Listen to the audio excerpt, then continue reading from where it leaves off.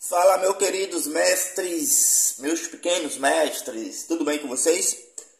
Eu vou trazer um assunto aqui, a gente vai conversar hoje aqui, com um assunto bem bacana do Adonis, que se chama Cash, tá?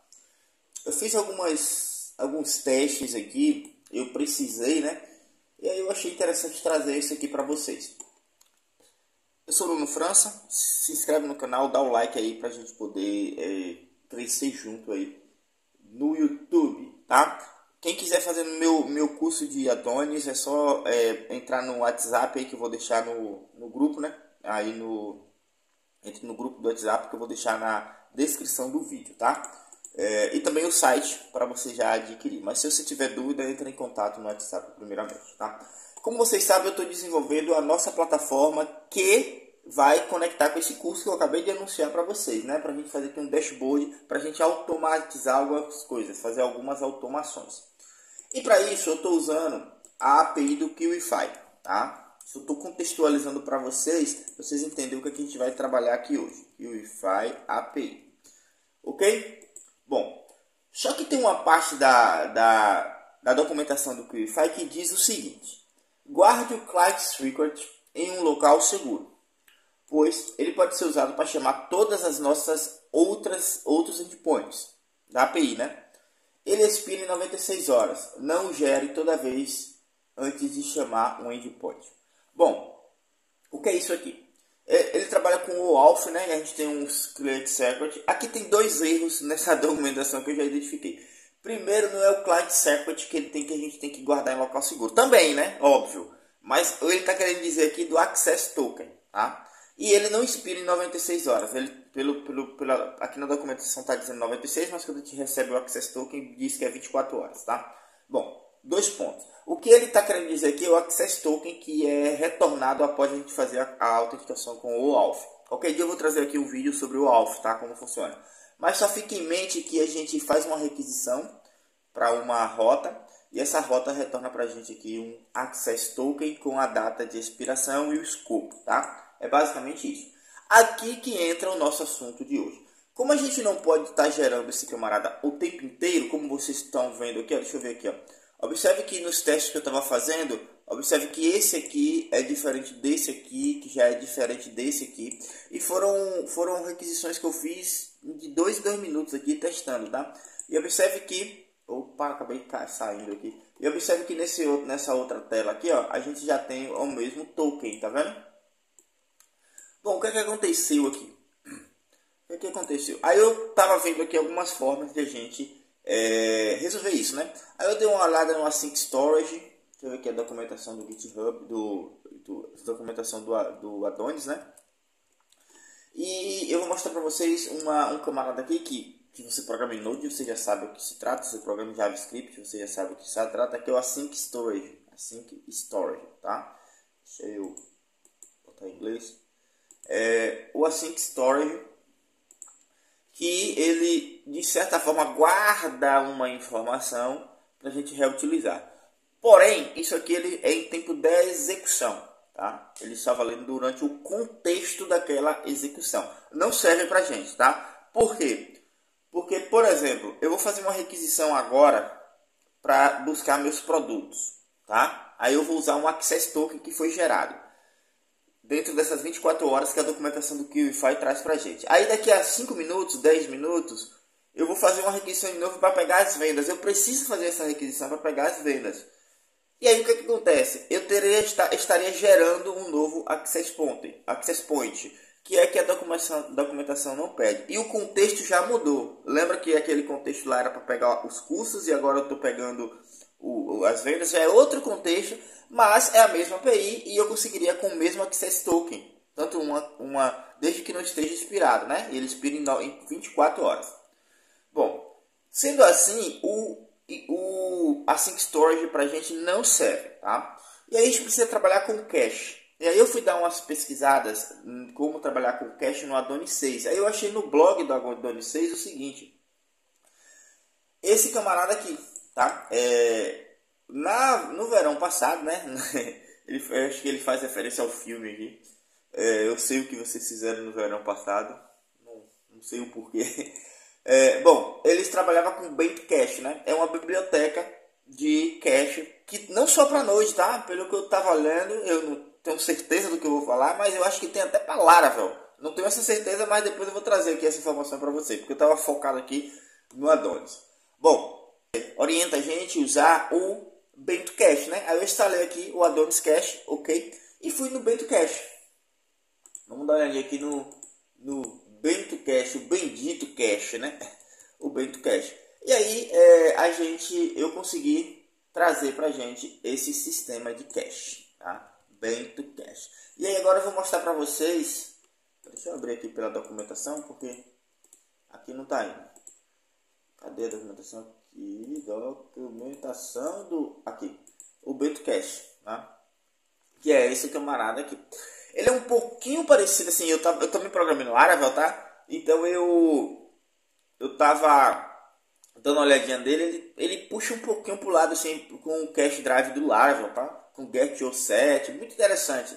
Eu achei fácil de usar esse Bento Cache, tá? Ele pode usar tanto em Redis, como File System, como na memória e como no DynamoDB, tá? Aqui para esse teste eu estou colocando no Redis. Okay? E aí tem um detalhe importante que eu quero trazer para vocês, porque eu estava testando em memória e no Redis. Então vamos começar a trabalhar aqui, a fazer o nosso sistema de cache funcionar com o Redis, tá? Com o Redis. A primeira coisa que você precisa vir na documentação do Adonis, tá? E instalar o Redis na sua aplicação. Só que antes de você aplicar o Redis na sua aplicação, você vai precisar instalar um camarada que se chama Redis Server, tá? Então, como é que você pode fazer? Você pode vir aqui no chat GPT e adicionar, por exemplo, add Redis Server Ubuntu, tá? Ubuntu. E aí ele vai trazer para a gente a versão de servidor do Redis, né? Porque para que isso aqui funcione, o Redis Client na aplicação, você vai precisar ter o Redis Server no seu servidor, tá? E aqui ele mostra aqui como é que você... Essa configuração não precisa, tá? Você não precisa abrir aqui essa configuração, não. Você só rodando isso aqui e seguindo os padrões ali. Lógico que se você botar em produção, você vai alterar isso aqui, né? Mas só isso aqui já resolve para gente. Você vai rodar o sudo apt install Redis Server, tá? Na sua aplicação, no seu servidor aí. Se você tiver com o Windows aí, a gente faz um outro vídeo depois. Mas isso aqui eu estou falando para quem trabalha com o servidor Linux, tá? Quem está rodando aqui no container Linux, tá? Aí você pode vir aqui no chat GPT e botar ir para o Windows. Você vai precisar rodar o Redis Server no Windows, né?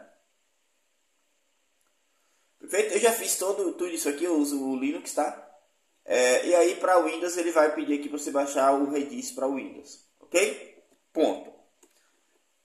Aí você vai extrair, vai instalar Redis Server, beleza. Isso aqui você procura no chat GPT como você instala o Redis Server, ponto. Acho que eu já repeti demais, né? Acho que vocês já entenderam. Perfeito. Tendo isso instalado, você vai instalar na sua aplicação agora o Adonis Redis, que vai se comunicar com esse servidorzinho aí, ok? E aí você vai ver aqui as configurações, ele traz pra gente aqui, ó. Deixa eu mostrar pra você. No meu Envy, ele já traz a configuração do Redis padrão aqui, tá? Na porta 120, no host 127.0.0.1 e na porta 6379. Ok? Então a primeira parte para a gente trabalhar com o cache está feito, que é o Redis. É o drive onde vai ficar salvo os cachezinhos lá, tá? Depois eu vou trazer também, só um adendo aqui, como você trabalhar com Redis externo. Quando eu boto em produção, eu trabalho com Redis externo, tá? Eu não uso o Redis na própria máquina, não. No próprio servidor onde está a aplicação. Porque não faz muito sentido isso. Mas isso é assunto para outro vídeo, ok? Eu uso um servidorzinho externo e só conecto aqui. Mas para desenvolver, e lógico, eu uso o local, né? Então, o que acontece? Ele vai trazer para a gente as nossas configurações de Redis. A gente tem aqui na nossa aplicação aqui, ó, a nossa config de Redis. Deixa eu só abrir aqui, que são as configurações de Redis, as conexões. Então, você pode ter mais de uma conexão, mas também é assunto para outro vídeo. Vamos trabalhar aqui com uma conexão só, que é que a gente acabou de instalar. Então, a gente tem a config, né? E tem o nosso env já configurado aqui. Se o Redis tiver senha, a gente adiciona aqui.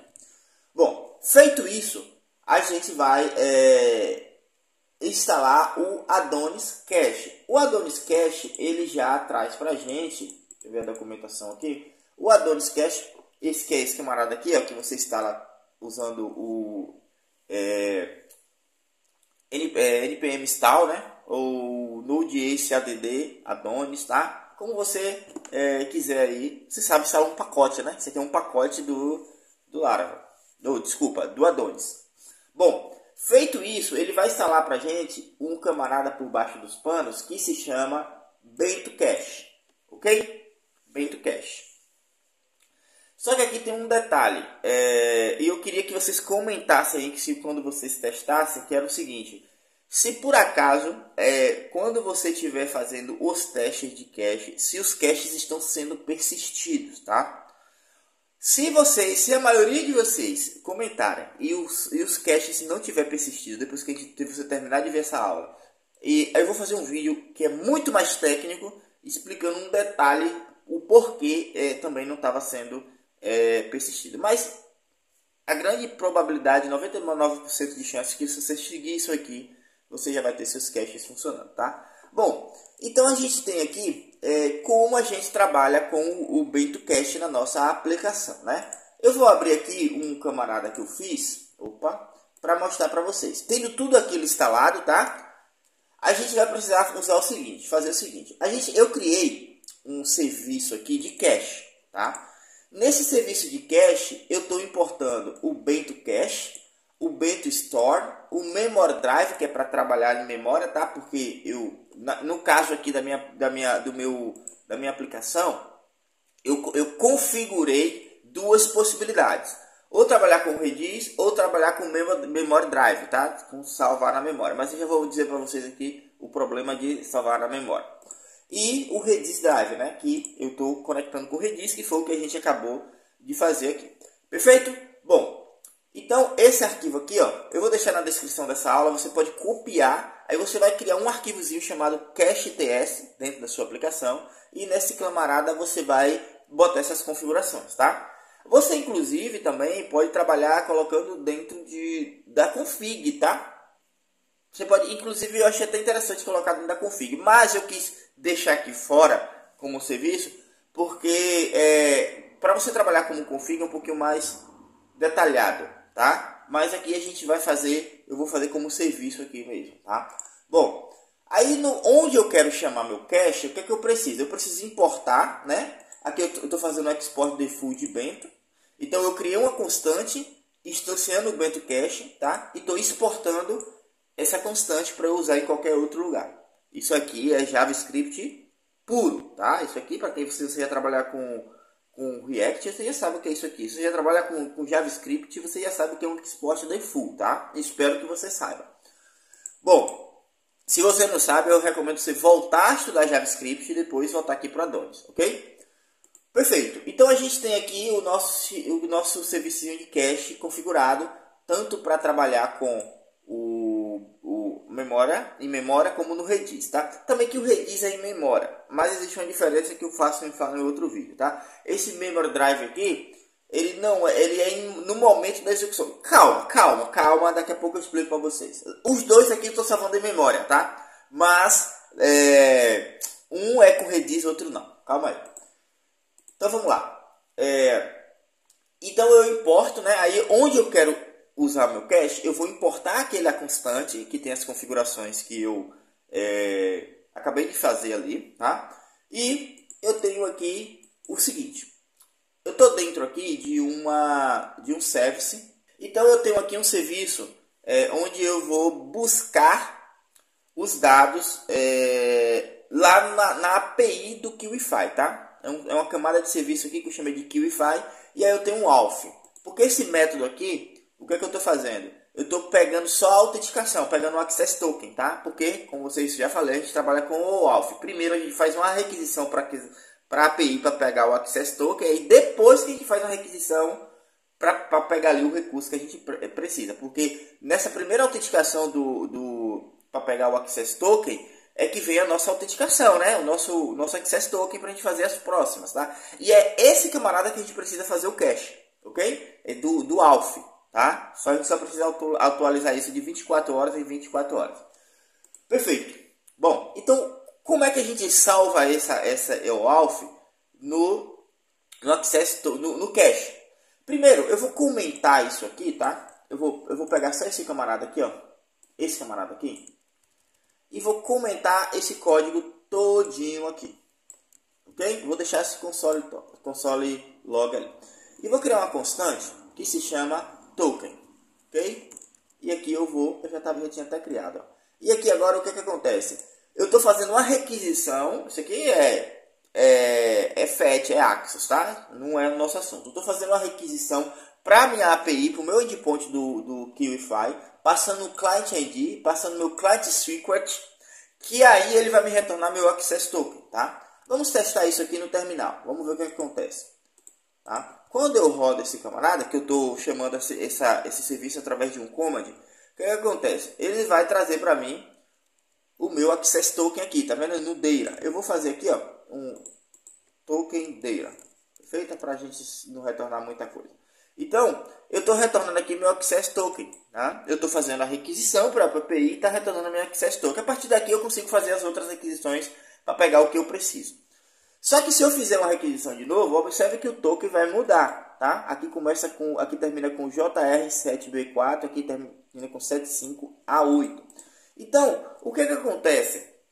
Como eu preciso desse token para fazer as próximas requisições, sempre que eu for fazer eu preciso desse token, toda vez eu teria que estar gerando esse token. Aí, como vocês viram na documentação do Kiwify, eles orientam a gente não estar gerando o tempo inteiro. Então, a gente precisa colocar isso em cache. Tá? Por quê? Eu expliquei no início. O Async Storage só funciona para aquele contexto. Tá? E nesse caso aqui, a gente vai usar esse Access Token em vários contextos. O Async Storage não funciona. A gente precisa de cache. Tá? Aí a gente caiu no Bento Cache, que é o que a gente está falando. Eu gosto de ser bem detalhista, tá? Se vocês acham que eu estou sendo muito repetitivo, comenta aí para eu melhorar aqui a minha forma de falar, tá? Mas eu gosto de repetir para eu ter certeza que você entendeu. Então a gente precisa de cache e estamos usando o Bento Cache. Criamos um serviço de cache, exportamos a nossa constante e vamos usar agora no nosso serviço de autenticação com o Kiwify. A primeira coisa que eu vou fazer é criar um namespace para minha requisição, tá? Então como é que eu crio um namespace? Eu vou usar o Bento namespace. Eu estou dizendo, ó, use a constante alf para trazer as configurações do Bento, tá? Porque isso aqui na frente a gente pode ter várias conexões diferentes e vários contextos dentro do cache, tá? Dentro da requisição do cache, dentro do Bento Cache. É muito técnico, eu trago depois. Mas enfim, você vai criar um namespace com um nome, vai dar um nome. Você vai pega um contexto, tá? Uma constante, dá um nome para a constante e coloca um namespace que pode ser qualquer nome, tá? O namespace alf, por exemplo. Aí o que acontece? Agora a gente vai usar esse contexto, tá? Eu poderia usar aqui também, ó, Bento, tá? Ele funcionaria, mas eu quis criar o contexto, tá? Esse Bento aqui é o Bento que a gente exportou. Aí eu estou usando ele para criar o namespace aqui. Aí em vez de usar o Bento aqui no get ou set, eu estou usando o contexto que eu usei, tá? O namespace. Bom, e aí a partir daí, tendo o namespace, tendo o meu Bento Cache configurado, eu vou fazer minha requisição e verificar se ele já tem, né? Nesse exemplo aqui, eu estou usando o auth get or set, ou seja, pegue ou set. Aí ele vai pegar o quê? Quando a gente usa o get ou set, eu vou verificar. Já existe um cache com esse camarada aqui, token. Se já existir, ele vai pegar o valor daquele camarada. Se não existir, ele vai fazer o seguinte. Ele vai executar o que está aqui dentro, tá? Que nesse caso é a nossa requisição lá no Kiwify. Vai retornar para a gente e já vai salvar essa requisição nesse token aqui do cache, tá? Então a gente vai ter uma key, né, do nosso serviço de cache, onde a key dele é token, tá? Aí ele vai trazer para a gente, já vai salvar ali no tempo de 5 minutos. Depois de 5 minutos ele invalida, tá? Nesse caso aqui a gente vai colocar 23 horas, né? Não vou fechar nas 24, 23 horas. Por quê? Porque ele vai verificar para a gente de 23 horas em 23 horas. Só que eu vou botar aqui 1 minuto ou 10 segundos, porque a gente vai testar aqui, tá? Então ele vai validar de 10 em 10 segundos. Perfeito? Bom, aí a gente fez a primeira requisição. Salvou, não tinha no token, fez a primeira e salvou. Quando a gente fizer a segunda, ele já não vai mais fazer a conexão lá. Ele vai trazer para a gente o que já está no cache, tá? Lógico, dentro dos 10 segundos. Depois de 10 segundos aqui dentro do nosso teste, ele vai invalidar, tá? Então, vamos testar aqui. Vamos chamar aqui o Get Products, né? Ele trouxe token que termina com o XCE. Se eu parar aqui e fizer de novo, acho que ele vai trazer de novo o XCE, tá vendo? Porque a gente está dentro dos 10 segundos. Observe que é o mesmo token, ó. Aí agora já passou os 10 segundos. Eu vou fazer de novo. Ele agora já é outro token, tá vendo? Só que se eu fizer de novo dentro dos 10 segundos, eu estou buscando esse camarada aqui. Então isso significa que a gente não está o tempo todo fazendo essa requisição lá na API do QIFI. A gente pode provar aqui, ó, colocando o seguinte, ó, console.log fazendo requisição no QIFI. O que acontece? Se ele for fazer a requisição no QIFI, ele vai aparecer esse console log para a gente. Agora ele vai aparecer, né? Porque já passou os 10 segundos que a gente configurou. Ele vai primeiro fazer a requisição, tá? Fazendo requisição, que eu coloquei com X aqui. Desculpa aí o erro. E se eu fizer de novo, observe que não vai aparecer aquele fazendo a requisição, porque ele pegou do cache. Ele não foi fazer a requisição. Entendeu? Então a gente consegue aqui agora trabalhar com cache. Agora já passou os 10 segundos, ele vai lá de novo. No nosso caso específico, que a gente vai trabalhar a documentação deixa eu achar aqui. Já não está mais aqui não. Mas na documentação do QIFI, ele solicita que a gente coloque de 24 em 24 horas. Então a gente vai colocar aqui 23 horas. Tá? Então, se eu fizer a requisição aqui agora... Se eu fizer a requisição aqui agora, ele vai buscar, ok? Vai buscar. Aí aqui agora, para atualizar, só daqui a 24 horas, tá? Porque ele já tinha invalidado aquele de 10 segundos, eu criei um novo cache e dei que o tempo dele seria 24 horas. Agora, só daqui a 24 horas para ele mudar. Mas aí, vamos supor que eu preciso limpar esse cache por algum motivo. A gente vai ficar com esse cache preso aqui. Tá. Antes de eu mostrar como a gente muda, como a gente limpa, a gente pode salvar várias chaves de cache. Por exemplo, eu vou criar uma outra chave aqui que chama token test. Essa chave, ela não existe, tá? Ela não existe. Aí eu vou mostrar para você. Quando eu fizer a requisição de novo, ele vai ver que esse token test não existe e vai fazer a requisição, tá? Vamos fazer. Ele fez a requisição, tá? Observe que é outro cache, ó. Perfeito. Eu também salvei esse cache em 24 horas. Se eu vir aqui e fizer a requisição e fazer a requisição de novo, ele vai trazer o meu último, que é do token test. Bom, deixa eu voltar lá para minha outra chave. Se eu voltar aqui, ó, para o token, ele vai trazer esse token aqui, tá? Porque se refere àquela chavezinha lá, aquele aqui, tá? Observe que é o de lá. Então agora a gente tem duas chaves de cache. Só que eu preciso limpar, né, esses camaradas. Eu preciso resetar esse cache da memória. Beleza? Aí, se vocês querem saber como fazer isso, eu vou solicitar que vocês aguardem as próximas aulas, tá? Que eu vou fazer uma aula muito... Vocês querem que eu faça uma aula sobre esse pacote do Bento Cache? Muito top, tá? Eu só quis mostrar para vocês aqui e apresentar, porque não tem esse conteúdo na internet, aí eu quis trazer aqui para vocês a introdução. Para a gente finalizar aqui esse assunto, tá? Eu vou pedir o seguinte. Comenta aqui se vocês querem que eu faça uma playlist só do Bento Cache, tá? Que é uma API gigante, tem muita coisa. E como foi aqui o meu... Comenta aí, eu quero. E comenta como foi a minha didática aqui nesse vídeo, que eu fiz rapidamente aqui para vocês, porque é um assunto que não tem. Falei, vou gravar aqui pra galera. Bom, lembra que eu falei para vocês que no início eu criei um servicinho de cache, tá? O que que acontece? Eu tenho aqui, deixa eu dar um Ctrl Z aqui. Eu tenho aqui no meu serviço de cache o seguinte, que eu criei. Esse arquivozinho, como eu já disse, vou deixar aqui. Tá na documentação do Bento Cache, tá? Mas eu vou deixar aqui na descrição do vídeo para vocês pegarem também.